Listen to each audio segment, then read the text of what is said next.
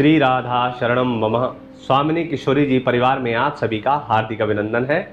ब्रज 84 कोस मानसिक यात्रा में आप सभी का स्वागत है। ब्रज 84 कोस में पिछले प्रकरण में हमने आप सभी के समक्ष श्री राधा कुंड, श्री श्याम कुंड, विहार वन, अन्य स्थानों का वर्णन किया। आज हम आपके समक्ष राधा कुंड के और कुछ विभिन्न स्थानों का वर्णन करेंगे। आशा करते हैं आप सभी हमारे स्वामिनी किशोरी जी यूट्यूब चैनल से जुड़ रहे हैं और ज़्यादा से ज़्यादा हमारी वीडियो को शेयर कर रहे हैं। अगर नहीं करा तो अब तक हमारे स्वामिनी किशोरी जी यूट्यूब चैनल को सब्सक्राइब कर दीजिए, लाइक कर दीजिए और बेल आइकन प्रेस कर लीजिएगा। हम बढ़ते हैं आगे की ओर। परिक्रमा मार्ग में जो प्रथम दर्शन हम करते हैं वह है श्री रघुनाथ गोस्वामी जी की भजन कुटी। जी हाँ, यहाँ पर श्री रघुनाथ गोस्वामी जी रहकर भजन करते थे। आकाश मार्ग के नीचे बैठकर यहाँ पर बड़े ही दिव्य अनुभव उन्हें होते थे। साक्षात प्रभु के ही अवतार कह सकते हैं हम इनको। और रघुनाथ गोस्वामी जी जब यहाँ पर भजन करते थे उनकी आंखों से अविरल धारा बहती थी। वह भी हा कृष्ण हा राधा कर कर अचेत अवस्था में चले जाते थे। यहाँ पर एक लीला का भी प्रसंग है कि होली के दिन यहाँ पर श्री जी अपनी सखियों के साथ बैठी हुई थी।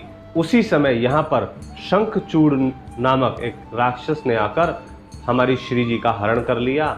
हमारे जो श्री कृष्ण जी हैं, हमारे कन्हैया हैं, उन्होंने उसका वध किया और उसके मस्तक से मणि निकालकर भैया बलराम जी को दे दी। अब मणि निकालकर भैया बलराम को दे दी। भैया बलराम ने धनिष्ठिका को दी और धनिष्ठिका ने श्री जी को दी। यह इस स्थान की महिमा है। इसका वर्णन हमने आपके समक्ष किया। प्रणाम करते हैं और आगे की ओर प्रस्थान करते हैं। अगला स्थान है जिह्वा शिला। जी हाँ, जिह्वा शिला यह स्थान है जब श्री दास गोस्वामी नित्य श्याम कुंड के पूर्व में गोपी कूप से जल निकालकर नित्य प्रतिदिन स्नान करते थे। तो एक दिन इस गोपी कूप से यहाँ पर एक गिरिराज जी की शिला निकली। अब वह शिला जिह्वा के रूप में थी। उनको ऐसा आभास हुआ, उनको रात को स्वप्न आया कि यह गिरिराज जी की शिला जो है निकली है वह गिरिराज जी की जीभ है।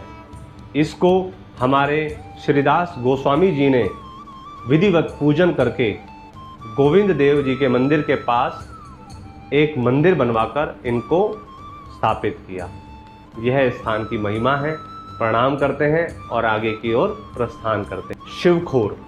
जी हाँ, शिवखोर यहाँ पर कहा जाता है एक शृगालिका यहाँ पर जा रही थी और कुछ कुत्तों ने उसे घेर लिया और उसको मार दिया। अब जब कुछ कुत्तों ने उसको मार दिया तो गांव वालों ने उस शृगालिका का अंतिम संस्कार किया। जब अंतिम संस्कार किया तो एक बड़ी ही दिव्य रूप में वह आकाश मार्ग में एक गोपी उत्पन्न हुई और वह गोपी के रूप में चली गई। यह स्थान की यहाँ पर महिमा है, यह प्रसंग है। तो प्रणाम करते हैं स्थान को और आगे की ओर प्रस्थान करते हैं। जी हाँ, अगला स्थान है माल्याहारिणी कुंड। माल्याहारिणी कुंड, यहाँ पर हमारी श्री जी ने बैठकर मुक्ताओं की माला बनाई थी। इसका एक प्रसंग है, आपके समक्ष प्रस्तुत करेंगे। एक बार दीपावली के समय हमारी श्री जी और ब्रजवासी बड़े ही दिव्य रूप से मुक्ताओं की माला बना रहे थे। हमारी श्री जी के पास बड़े बड़े दिव्य मुक्ता थे, उनकी माला बना रहे थे। अब माला बनाते बनाते हमारे कन्हैया जी वहाँ पहुँच गए उनके। तो हमारे कन्हैया ने कहा श्री जी से कि कुछ मुक्ता हमें भी दे दो, हम भी अपनी गौओं को सजाएंगे, हम भी अपने गौ माताओं को दिव्य ये मुक्ताएं धारण कराएंगे। तो सखियों ने और श्री जी ने कहा कि लाला यह कोई साधारण मुक्ता नहीं है। और ललिता सखी यह दिखाकर हाथ में हंसने लगी। हमारे कन्हैया घर आकर निराश हो गए। उन्होंने यशोदा मैया को पूरी बात बताई। यशोदा मैया ने उन्हें कुछ मुक्ताएं दे दिए। अब कुछ मुक्ता लेकर हमारे लाला यमुना के घाट पर चले गए और वहाँ पर यमुना के घाट के पास गड्ढे खोदने लगे। अब गड्ढा खोदा, एक खेत सा बना दिया हमारे लाला ने और वहाँ पर मुक्ता बो दिए और यमुना कि वहाँ पर दूध के लिए आग्रह करने लगे कि हमें दूध चाहिए, पर गोपियों ने वह भी मना कर दिया। तो लाला ने वहाँ पे दूध डाला और उसके पश्चात जब मुक्ता थोड़े बाद में क्या देखते हैं, अंकुर के रूप में प्रकट होने लगे, अंकुर फूटने लगे। अब धीरे धीरे वहाँ पूरा खेत मुक्ताओं से भर गया। अब किशोरी जी और सखियां सभी यह देखकर आश्चर्यचकित हो गई कि यह क्या है, वह बड़ी दिव्य लीला थी। तब हमारे लाला ने भर भर के मुक्ता लेके गए। तो हमारी जो यशोदा मैया है उनने पूछा कि लाला ये मुक्ता कहाँ से लाए। तब हमारे कन्हैया ने सारा प्रसंग बताया कि यह ऐसे ऐसे हुआ था। तब हमारे कन्हैया ने यहाँ मुक्ताओं की माला बनाकर दीपावली के दिन अपनी भी गौ माता गोवंशों को खूब सजाया। तो यह यहाँ की एक दिव्य लीला प्रसंग हमने आपके समक्ष प्रस्तुत किया है। आशा करते हैं आपको यह बहुत अच्छा लगा होगा। आगे की ओर प्रस्थान करते हैं हम और कुछ दार्शनिक स्थलों के लिए। श्री राधा कुंड के कुछ प्रमुख दार्शनिक घाट हैं, हम उनका वर्णन आपके समक्ष करते हैं। श्री गोविंद देव घाट, प्रथम घाट। जी हाँ, इसी स्थान पर श्री सनातन गोस्वामी ने हमारी श्री राधा रानी को झूला झूलते हुए देखा था। अगला घाट श्री मानस पावन घाट, यह श्याम कुंड के वायु कोण में स्थित है। हमारी श्री जी को, हमारी राधा रानी को यह अत्यंत प्रिय है। अगला घाट पंच पांडव घाट। इसी घाट पर पांचों पांडवों ने श्री रघुनाथ दास जी को दर्शन देकर कहा था कि हम 5 पांडव वृक्षों के रूप में हैं। तो यह वह घाट है। प्रणाम करते हैं, आगे की ओर बढ़ते हैं। मधुमंगल घाट, इसी घाट पर मधुमंगल नामक मधुमंगल जी का कुंज है, जिसे इन्होंने ललिता सखी को अर्पण कर रखा है। श्री जीव गोस्वामी घाट, यहीं पर श्री जीव गोस्वामी जी की भजन स्थली है। वह यहीं पर नित्य प्रतिदिन स्नान किया करते और भजन किया करते। आगे चलते हैं। गया घाट, इसी स्थान पर श्री माधवेंद्रपुरी जी की बैठक है और श्री हरिराम व्यास जी की भजन स्थली भी है।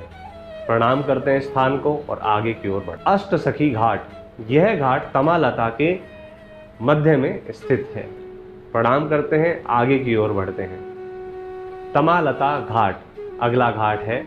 तमालता घाट, इसी स्थान पर चैतन्य महाप्रभु आए थे और चैतन्य महाप्रभु ने आकर यहीं तमाल के वृक्ष के नीचे बैठकर ग्रामवासियों से राधा कुंड और कृष्ण कुंड के बारे में पूछा था। तब उनको गौरी कुंड और श्याम कुंड के बारे में पता चला था। तमालता घाट, जी हाँ, तमालता घाट, इसी घाट पर, इसी स्थान पर, यहाँ पर हमारे चैतन्य महाप्रभु आए थे और चैतन्य महाप्रभु ने तमाल के वृक्ष के नीचे बैठे थे। तब यहाँ पर ग्रामवासियों से पूछा था राधा कुंड और श्याम कुंड के बारे में।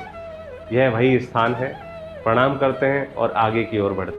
अगला स्थान है श्री वल्लभ घाट। जी हाँ, इसी स्थान पर श्री वल्लभाचार्य जी ने अपने परिकरों के साथ छोहरा वृक्ष के नीचे बैठकर दोनों कुंडों के महात्म का गुणगान किया था। प्रणाम करते हैं, आगे की ओर बढ़ते हैं। श्री मदन मोहन घाट, इसी घाट के दक्षिण भाग में श्री मदन मोहन जी का मंदिर है। श्री मदन मोहन जी को प्रणाम करते हैं और आगे की ओर अग्रसर होते हैं। संगम घाट, यह घाट जो है संगम घाट, राधा कुंड और कृष्ण कुंड का मिलन है। पहले वैष्णव लोग राधा कुंड में स्नान करते हैं और तत्पश्चात श्याम कुंड में स्नान करते हैं। यहाँ पे दोनों कुंडों का मिलन होता है।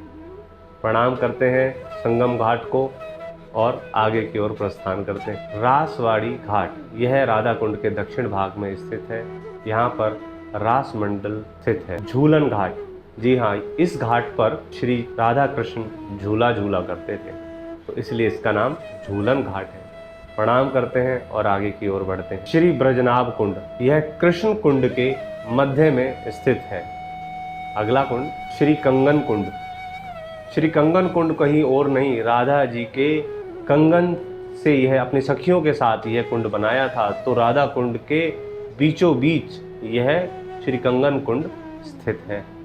प्रणाम करते हैं, आगे बढ़ते हैं। हम श्री राधा कुंड के कुछ क्षेत्रपाल महादेवों के दर्शन करते हैं।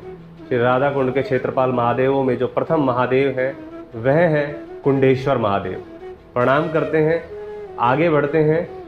शिवखोर के उत्तर में महादेव।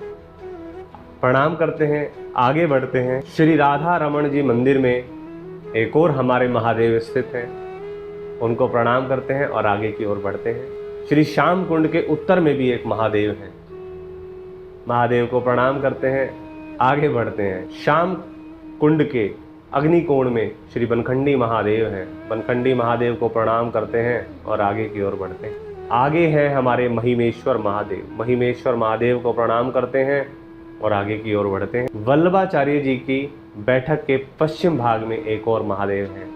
हम सभी महादेव को प्रणाम करते हैं और महादेव का मानसिक अभिषेक करते हैं और प्रार्थना करते हैं कि हमें श्री राधा कृष्ण की अनन्य भक्ति प्राप्त हो। ऐसी प्रार्थना के साथ हम आपसे इस एपिसोड के लिए विदा लेते हैं। अगले एपिसोड में हम आपसे मिलेंगे। ब्रज 84 कोस की अन्य कुछ दार्शनिक स्थलों का दर्शन करते हुए हम मानसिक परिक्रमा में बढ़ेंगे। आशा करते हैं आप सभी को ब्रज 84 कोस में कुछ न कुछ नया अवश्य मिल रहा होगा। जब आप कभी ब्रज 84 कोस की यात्रा पे जाएंगे तो आपको इन सब का स्मरण रहेगा और आपको लीला अनुभव रहेगी, तो और भी दिव्य आनंद होगा। तो मिलते हैं आपसे अगले प्रकरण में ब्रज 84 कोस की मानसिक परिक्रमा में। तब तक के लिए जुड़े रहिए हमारे स्वामिनी किशोरी जी YouTube चैनल के साथ और अपने और सनातनी भाइयों बहनों को जोड़िए। जय जय श्री राधे।